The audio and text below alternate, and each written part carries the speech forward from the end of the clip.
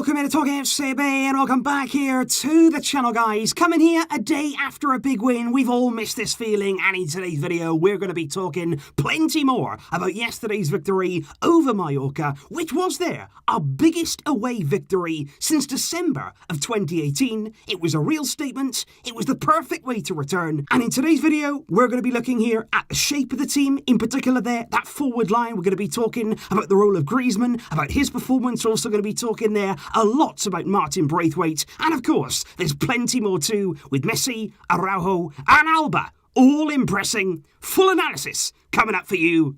Let's get right into it. But if we do start there with the man himself, Lionel Messi, who returned to football in style with 2 assists on the night and a goal, and it was a brilliant display overall from Messi, and in doing so, in that 94th minute goal, a brilliant goal that it was on that right foot, he became the first La Liga player ever to score 20 plus league goals in 12 successive seasons. 12 seasons, every single one of those 20 plus league goals. Not only incredible quality, not only brilliance from Messi, but consistently doing it week in, week out, year in, year out. And last night as well, he created 3 times as many chances as any other Barcelona player. 6 chances created on the night, a really good playmaking performance. And for Messi, it's the perfect introduction here back into football. There was doubts surrounding him regarding his fitness, whether he'd be fully fit. I did believe that Messi took a little bit of time to get into the game, but when he did, he really started firing. 90 minutes under his belt,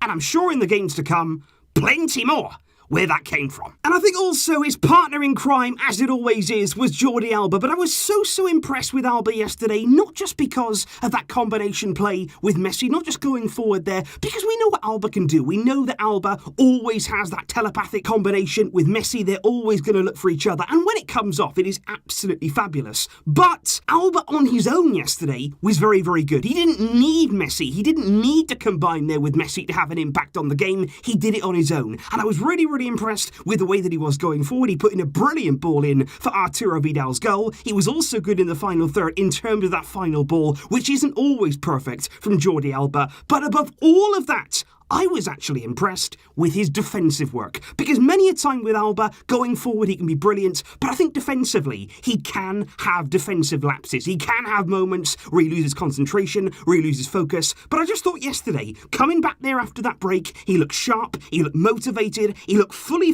focused on his job, and I think he did a great job there up against Kubo, who's such a quick player. He could go on either side, he gave him some real problems, but Alba stood up to that challenge. He defended well, he went forward well, he was disciplined in his play, and I just thought there, from a player that we know has quality, we know that on his day, when he's fully at it, Jordi Alba can be one of the best in his position, and yesterday he showed some very good signs.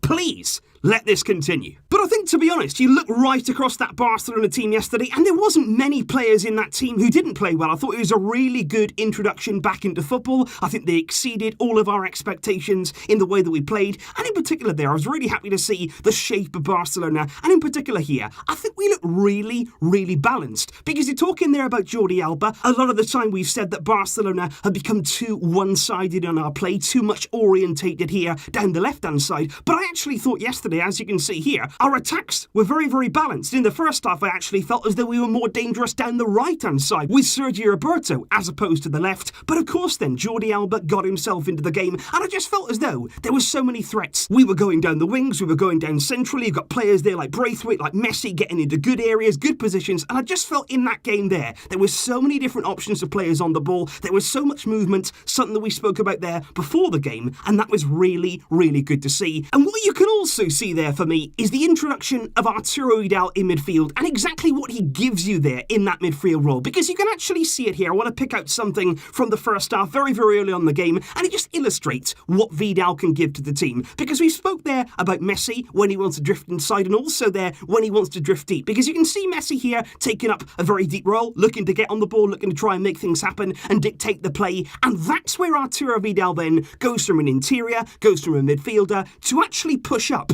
into a forward position. Now, he's taken up that position there, he's taken up a man, and he's basically there occupying some space. That's what you've got to do there in a disciplined system, and you can actually see Messi look over his shoulder and check that Arturo Vidal has made that run, that he does have options now ahead of him in the field, and that's what Vidal gives you. He will give you an extra man in the forward line, he will look to replace Messi when he drops in those deep positions, and again yesterday, with his goal, with his overall display, Vidal from midfield gives us a very different option. But I also want to highlight there in particular detail the positioning of the front three out there in the early stages of the game against Mallorca, because to start the game, Messi actually started very, very wide out on that right-hand side, and he was making a real point there to stay in a really wide position, and I think, to be honest, that was almost there for a second just to confuse Mallorca. They didn't really know whether to follow him out there. You've got Griezmann there in a central role, and then you've got Martin Braithwaite out on the left-hand side. That was the way that we started the game, but of course Messi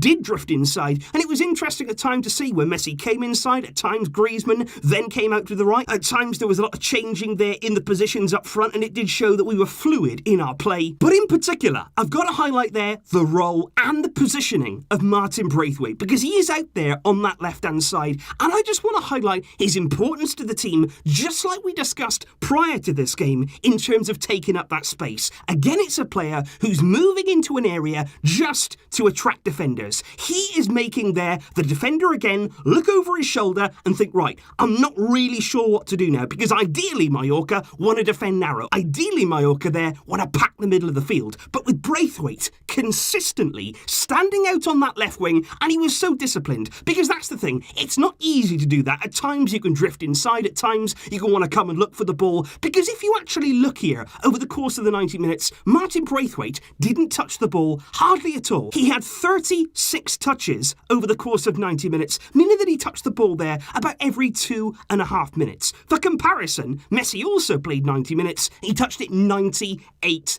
times. Braithwaite there out on the left, he needed discipline, he needed to be tactically aware of what his role was, but he did it really, really well, and he works for the team. Now, the problem that I have is that Griezmann is very similar in that profile to Braithwaite. Griezmann was in the middle. He also had very, very few touches, just 23 touches in the time that he was on the field for 57 minutes. But the problem was, Griezmann did nothing going forward. They both work hard. I think their work rate from Braithwaite, from Griezmann, they are both phenomenal workers. Both of them yesterday contributed defensively. But in the attacking areas, Griezmann, nowhere to be seen. Braithwaite, on the other hand, even though he was playing out on the left, even though he was tactically very, very disciplined, as a centre-forward, he still got himself into some great areas. He scored one brilliant goal, he could have easily scored another, and he was involved in the big moments. Whereas Griezmann, he didn't really do enough. He didn't really get involved, and you can't really make the excuse there that he was giving us options off the ball, because he was central. He wasn't really doing anything, and that's the problem right now.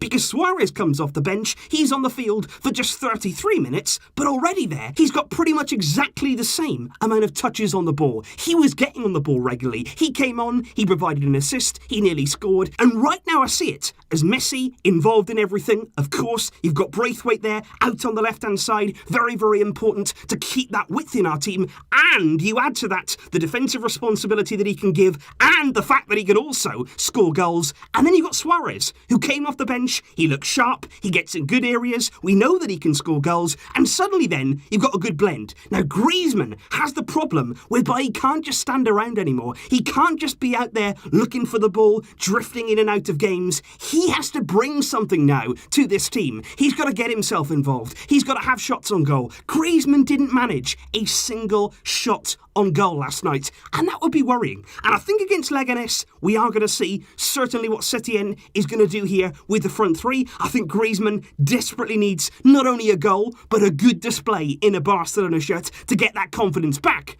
But right now, Braithwaite really banging on the door for that first team place. He wants to stay in the team, and you can't argue there. He gives us a great option on that left, a selfless player who can also Schoolgirls. And just finally, guys, I do have to once again give a shout out to Ronald Araujo. I spoke about him yesterday in my match review, and I was just so impressed with the way that he actually started this game. Whether or not he expected to start this game, we don't know. But either way, he came in and he just looked at home. He looked at home there at centre-back. He defended incredibly well. I thought he had some good headers. He had some good interceptions. He made some good tackles. I think at times people will say, you know, maybe he wasn't the most flamboyant on the ball. He didn't play any incredible passes. But you know what? He was safe. He played it safe at times. He did what he had to do. He didn't make any mistakes. And to be honest, when you're starting your first Barcelona game, that's what you want to do. You don't want to be too expansive. I think that will come. I think we will see a side to Araujo whereby he does play the ball out and he is looking there to make some nicer, more progressive passes. But I think in terms of a first start, you can't go wrong. I thought he didn't make any mistakes. He was fully focused. He looked good alongside Gerard Piqué.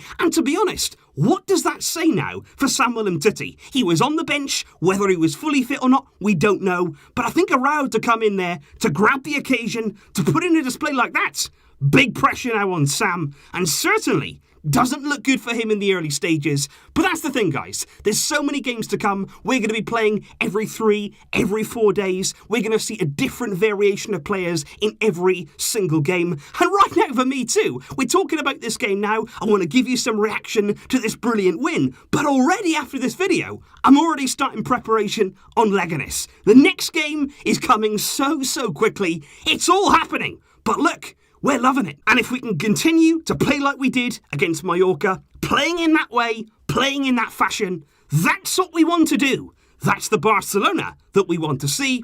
There's a long way to go, and there's plenty of bigger challenges to come. But I thought the encouraging start was there. There was some good, promising signs. Let's continue that. Let's continue to improve, and we'll all be very happy. So please leave your thoughts in the comments down below, guys. What did you make of the performance of the team? What did you make there of the performance of individuals? Are you expecting more from Antoine Griezmann? What do you think there about Braithwaite's chances of staying in the team? And also, of course, let me know your thoughts on Lionel Messi, on Jordi Alba, and Ronald Araujo. There's plenty more coming up. Like I say, these games, they are coming fast. Get ready for it. We will continue it all here. Thanks for joining me, guys. I will see you soon, of course, with more videos to come. But until next time, as always, Visca El Barça.